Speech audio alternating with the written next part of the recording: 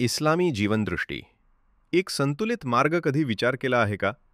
आपण का आहोत इथे? आपल्या अस्तित्वामागे काही उद्देश आहे का? की हे सगळं फक्त योगायोग आहे? इस्लाम या प्रश्नाचं अत्यंत सुंदर आणि तर्कशुद्ध उत्तर देतो. तो सांगतो, या जगात एक सृष्टीकर्ता आहे आणि त्याने निर्माण केलेली प्रत्येक गोष्ट सत्य आहे. तोच सुरुवातीचा कारण आहे आणि त्याच्याकडेच सगळं परत जाणार आहे. सुरुवातीला काहीच नव्हतं. फक्त तो होता, खालिक, सर्वाचा निर्माणकर्ता. त्याने सर्वात आधी पाणी निर्माण केलं आणि त्यावर आपला अर्श म्हणजे सिंहासन स्थापन केलं. मग त्याने कलम म्हणजेच लेखणी निर्माण केली आणि तिला सांगितलं, कयामतपर्यंत जे काही घडणार आहे ते सगळं लिहून ठेव.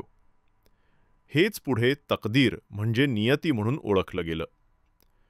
यानंतर त्याने पृथ्वी, पर्वत, आकाश, तारे आणि असंख्य प्राणी निर्माण केले. आणि मग निर्माण केला माणूस.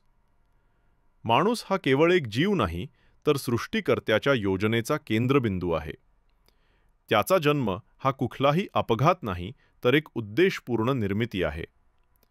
त्याचा उद्देश आहे आपल्या खालिकाला ओळखणं, त्याची उपासना करणं आणि सत्कर्मांनी त्याचा आभार मानणं. फरिश्ते प्रकाशातून, जिन्न अग्नीतून आणि माणूस मातीपासून निर्माण झाला. देवदूतांनी त्याला सन्मानाने नतमस्तक केलं, पण एक होता इब्लीस. अहंकाराने त्याने नकार दिला आणि त्या दिवसापासून माणसाशी वैर ठेवलं. सृष्टीकर्त्याने आदमच्या एका बरगडीपासून हव्वा निर्माण केली आणि त्यांच्यापासून मानव वंशाचा प्रवास सुरू झाला. सुरुवातीला ते स्वर्गात होते, पण परीक्षेसाठी त्यांना पृथ्वीवर पाठवण्यात आलं, त्या स्वर्गात पुन्हा जाण्याच्या आशेने. त्यांना एक दैवी मार्गदर्शन देण्यात आलं आणि सांगितलं, या जीवनाचा उद्देश पूर्ण कर. जो यशस्वी होईल त्याच्यासाठी शाश्वत स्वर्ग आहे आणि जो अपयशी ठरेल त्याच्यासाठी नरकाची चेतावणी आहे. मानव इतिहासाचा प्रवास 5 मोठ्या टप्प्यांत विभागला जातो.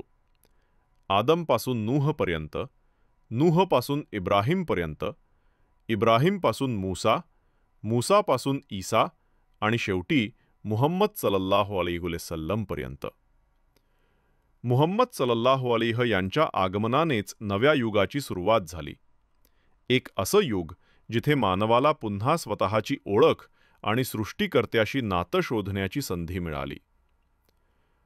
या सगळ्या प्रवासाचा सार म्हणजे तौहीद, एकेश्वरवाद, रिसालत, प्रेषितत्व आणि आखेरत, परलोक. ही 3 तत्व नसतील तर कोणतंही ज्ञान, विज्ञान किंवा तत्वज्ञान अंधारातच भटकतं. आणि जो या 3 तत्वांचा इन्कार करतो तो खऱ्या अर्थाने अज्ञानात जगतो. हीच आहे इस्लामी जीवनदृष्टी.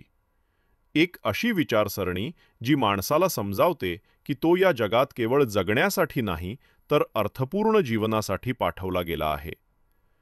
जिथे प्रत्येक श्वास एक जबाबदारी आहे आणि प्रत्येक कृती एक परीक्षा. जीवन हे केवळ क्षणभंगूर प्रवास नाही, ते एक संधी आहे आपल्या खालिकाला ओळखण्याची आणि त्याच्याजवळ परत जाण्याची.